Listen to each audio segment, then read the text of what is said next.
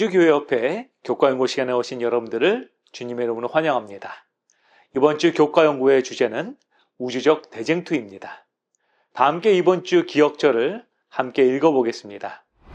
내가 너로 여자와 원수가 되게 하고 내 후손도 여자의 후손과 원수가 되게 하리니 여자의 후손은 내 머리를 상하게 할 것이요 너는 그의 발꿈치를 상하게 할 것이니라 하시고, 창세기 3장 15절의 말씀입니다. 여러분은 하나님과 사탄 사이의 대쟁투에 대해서 어떻게 생각하시나요? 성경 신학의 핵심은 그리스도와 사탄 사이의 우주적 대쟁투입니다. 성경에서 하나님과 사탄 사이의 이 우주적 대쟁투는 특히 마지막 시대를 살아가는 재림 성도들에게 반드시 기억해야 하는 주제 가운데 하나입니다. 성경 이야기의 대부분이 이 주제를 다루고 있으며 복음서에서도 하나님을 대적하는 마귀와 귀신에 대한 언급이 매우 많이 등장합니다.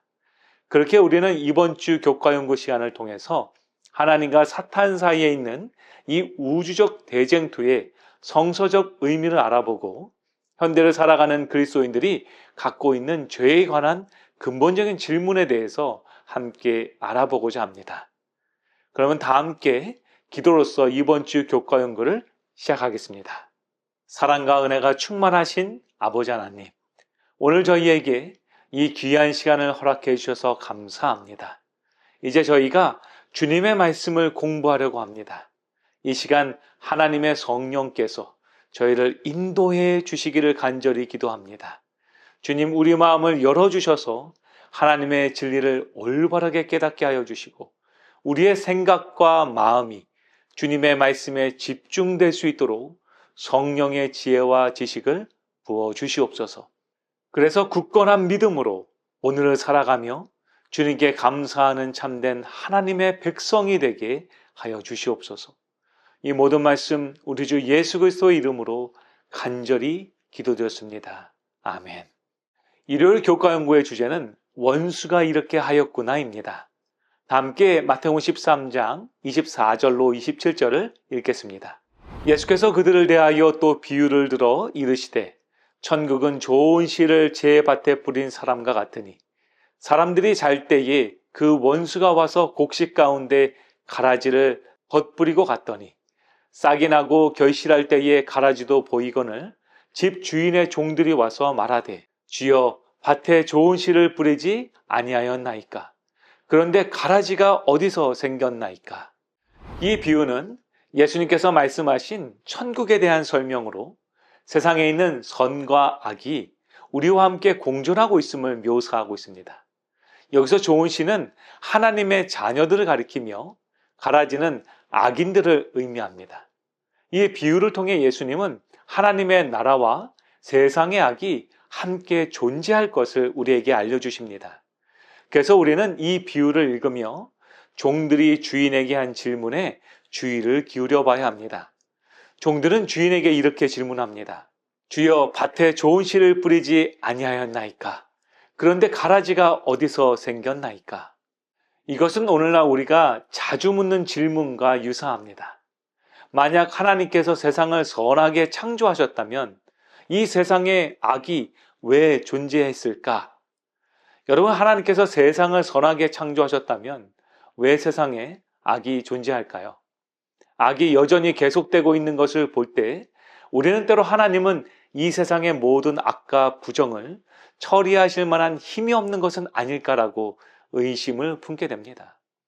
이에 대해서는 성경 저자들까지도 이 세상의 고통과 악에 대하여 불평을 했습니다. 시편 40편 12절은 말하기를 무수한 재앙이 나를 둘러싸고라고 말합니다.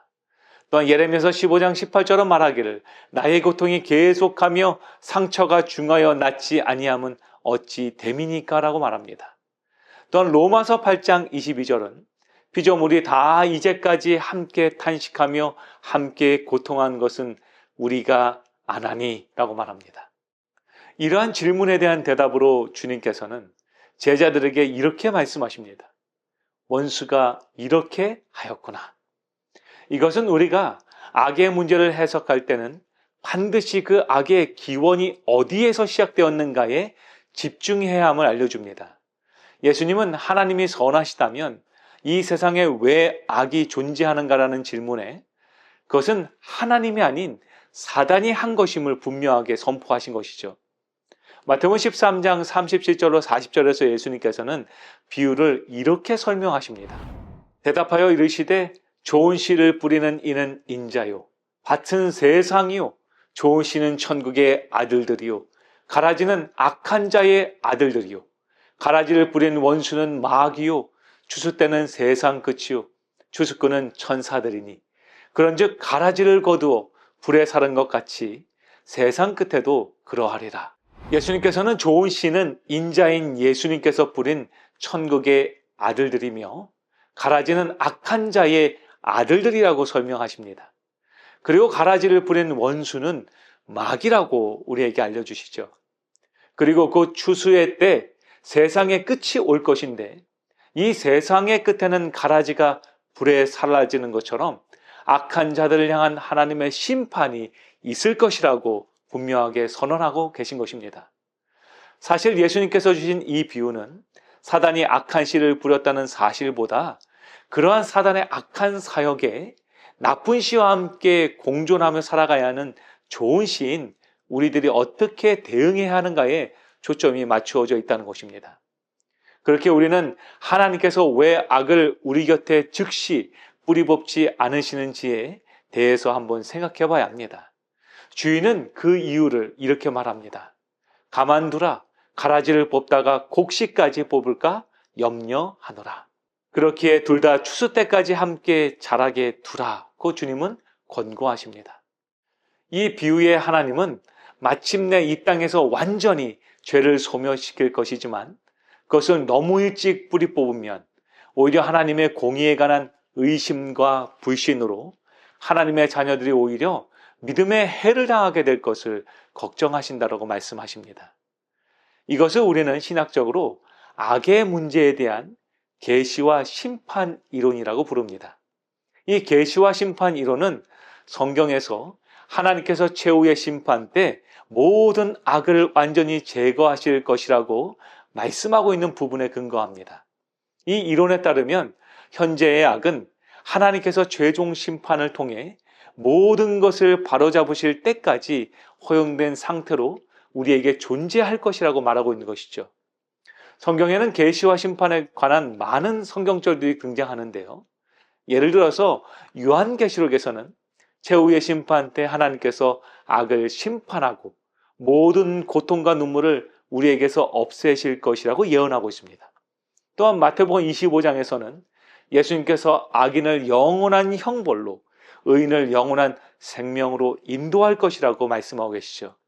그렇게 이 계시와 심판 이론은 하나님의 정의와 사랑을 강조하는 이론인 것이죠. 하나님께서는 공의로운 재판관이시며 최후의 심판을 통해 모든 악과 불의를 바로 잡으실 것입니다. 또한 하나님의 사람은 그분의 백성들이 영원히 고통받지 않도록 보호하고 인도하시는 데 있다는 것이죠. 그렇게 우리는 일상에서 겪는 다양한 어려움과 악에 대해 이 최종적인 심판과 하나님의 회복에 대해서 그 언약을 믿으며 기대해야 되는 것입니다. 이 관점에서 보면 현재 우리가 당하는 고통과 이 악은 일시적인 것이며 하나님께서 모든 것을 올바르게 하실 때까지 그분의 성도들이 해야 되는 것은 인내라고 우리에게 가르쳐 주고 있는 것이죠. 그렇게 영감의 말씀은 우리에게 다음과 같이 권면합니다. 목사와 교인들은 저들의 열성이 지식을 따르지 않는 것이 되지 않을까 매우 조심하여야 합니다. 교회 안에 있는 어려움을 해결하기 위해 과하게 행동할 위험성이 있습니다. 그것은 만일 그대로 두었다면 스스로 치유되었을 것입니다. 어떤 교회에서든지 미숙하게 일을 처리하는 것은 나쁜 정책입니다. 우리는 이와 같은 것을 감당하고 그것을 바로잡고자 우리 스스로의 정신으로 일하는 지경에 나가지 않도록 큰 주의, 인내, 자제를 발휘하여야 합니다. 이처럼 우리 주님께서는 오늘날 악한 사회 가운데 살아가야 하는 그분의 자녀들에게 지금 영적인 지혜의 교훈을 주고 계신 것입니다. 그것은 바로 우리의 열정을 조절하고 성도의 인내와 자제를 발휘하는 것이 하나님의 백성에게 매우 중요함을 깨닫는 것이죠. 하나님은 그분의 자녀들에게 악한 세상 가운데 살도록 허락하셨습니다. 그것은 그분이 악하시기 때문이 아니라 하나님의 공의가 세상 가운데 온전히 드러나기를 기다리고 계시기 때문인 것이죠. 그렇기 때문에 우리 주님은 저희에게 오늘 악해져가는 이 세대를 본받지 말고 오직 그리스도를 바라보며 하나님의 심판의 날을 기억하라고 말씀하고 계십니다. 로마서 12장 2절은 우리에게 이렇게 권면합니다. 너희는 이 세대를 본받지 말고 오직 마음을 새롭게 함으로 변화를 받아 하나님의 선하시고 기뻐하시고 온전하신 뜻이 무엇인지 분별하도록 하라. 사랑하는 미주교회 성도 여러분이시여, 오늘 우리의 마음을 주님의 성령으로 새롭게 함으로 우리를 향하신 하나님의 뜻, 즉 하나님의 선하심, 그리고 우리를 통해서 기뻐하시는 그 주님의 온전하신 뜻이 저희의 모든 생애를 통해서 이루어지기를 소망합니다. 때로 우리는 너무도 쉽게 누군가를 비판하거나 심판하는 심판자의 자리에 서서 우리 주변의 사람들과 또는 가까운 성도들을 심판하기도 합니다. 그러나 우리 하나님은 한 번도 우리에게 그 심판자의 자리에 앉으라고 명령하지 않으셨습니다. 아니, 허락하지도 않으셨습니다. 오히려 너희를 위한 자비로우시며 공의로우신 심판장 되시는 하나님이 계심을 기억하라고 주님은 말씀하고 계신 것이죠. 사랑하는 성도 여러분, 우리가 오늘 바라봐야 할 것은 현재 우리의 삶 속에서 일어나는 죄악된 일들이 아니라 우리가 가야 하는 저 하늘나라의 힘을 기억하는 믿음의 재림 성도가 되길 소망합니다. 다 함께 기도하겠습니다. 사랑과 자비가 넘치시는 하나님 아버지, 오늘 저희는 하나님의 말씀을 공부하며 악의 문제와 우주적 대쟁투에 대해 깊이 이해하게 되었습니다. 주님, 저희의 마음과 영혼을 오늘 열어주셔서 오늘 주신 주님의 영적 진리를 깨닫게 하여 주시옵소서. 주님께서 주신 지혜의 겉면대로 믿음과 인내로 오늘을 살아가는 재림 성도가 되게 하여 주시옵소서. 성령님, 우리를 인도하여 주셔서 주님께서 계획하신 대로 모든 것이 이루어질 그날에 우리의 삶을 온전히 구원하길 원하시는 주님을 만나는 우리 모두가 되게 인도하여 주시옵소서. 그래서 오늘 하루가 우리를 향하신 하나님의 구원을 확신하며 믿음 가운데 굳건히 서 있는 믿음의 생애 되게 축복하여 주시옵소서. 이 모든 말씀 우리를 너무나 사랑하시는 우리 주 예수 그리스도의 이름으로 간절히 기도드리옵나이다. 아멘.